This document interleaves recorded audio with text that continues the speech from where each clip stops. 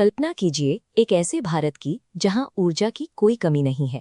एक ऐसा देश जहां हर शहर, हर उद्योग 24 घंटे बिना रुके चल रहा है और आसमान बिल्कुल साफ है। लेकिन आज की सच्चाई अलग है। हमारी बढ़ती ऊर्जा की भूख आज भी कोयले और प्रदूषण फैलाने वाले ईंधनों पर टिकी है।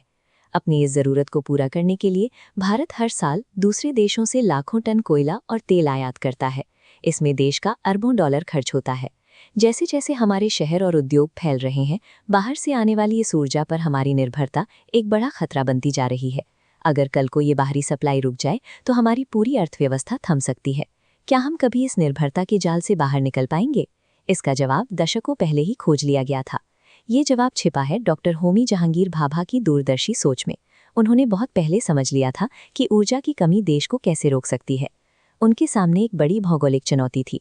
भारत के पास पारंपरिक न्यूक्लियर रिएक्टर चलाने के लिए यूरेनियम बहुत कम है, लेकिन हमारे पास एक दूसरे तत्व थोरियम का दुनिया में सबसे बड़ा भंडार मौजूद है। यहाँ डॉक्टर भाभा का 3 स्टेज मास्टर प्लान है।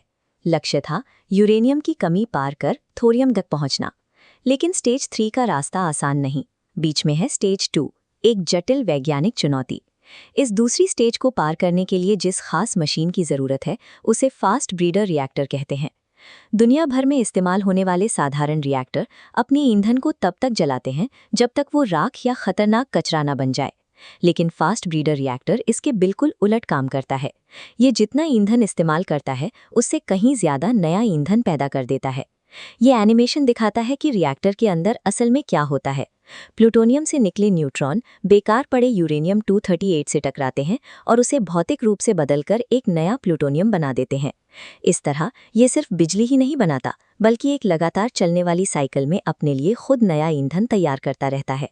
इस मशीन को चलाना बेहद मुश्किल है। रिएक्टर के अंदर इतनी भयानक गर्मी पैदा होती है कि उसे ठंडा रखने के लिए आम रिएक्टरों की तरह पानी का इस्तेमाल नहीं किया जा सकता। इस अत्यधिक तापमान को सोखने के लिए पाइपों में तरल सोडियम, लिक्विड सोडियम दौड़ाया जाता है। सोडियम हवा या पानी के संपर्क में आते ही धमाका कर सकता है, इसलिए यहाँ गलती की कोई गुंजाइश नहीं है। इस भारी खतरे और जटिलता के बावजूद भारत ने इस मशीन को हकीकत में बना लिया है। तमिलनाडु के कलपक्कम में 500 मेगावाट का प्रोटोटाइप फास्ट ब्रीडर रिएक्टर बनकर तैयार है।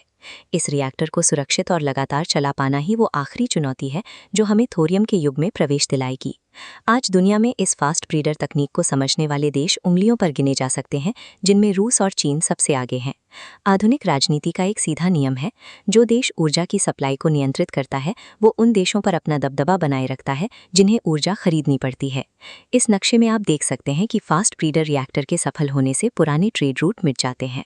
भारत के अंदर मौजूद थोरियम के विशाल भंडार अब सीधे हमारी ऊर्जा ज़रूरतें पूरी कर सकते हैं। इसका मतलब है कि भारत को तेल और कोयले के आयात से आज़ादी मिल जाएगी। विदेशी युद्धों या बाजार में कीमतों के उतार चढ़ाव से हमारी अर्थव्यवस्था पर कोई असर नहीं पड़ेगा। थोरियम का सफल उपयोग भारत को आयातित ईंधन की असुरक्षा से मुक्त कर एक आत्मनिर्भर और शक्तिशाली राष्ट्र के रूप में स्थापित करेगा। यहाँ तक पहुँचने का सफ़र आसान नहीं रहा है। इस प्रोजेक्ट में भारी लागत आई, कई दशकों की देरी हुई है और अनगिनत खतरे सामने आए हैं। लेकिन इन मुश्किलों के बीच हजारों वैज्ञानिकों ने अपनी पूरी जिंदगी और करियर इस एक सपने को साकार करने में लगा दिए। फास्ट ब्रीडर रिएक्टर भारत की संपूर्ण ऊर्जा संप्रभुता का आधार है। एक ऐसा ढांचा जो विदेशी यूरेनियम के बिना हमारी अर्थव्यवस्था को चलाने की क्षमता रखता है।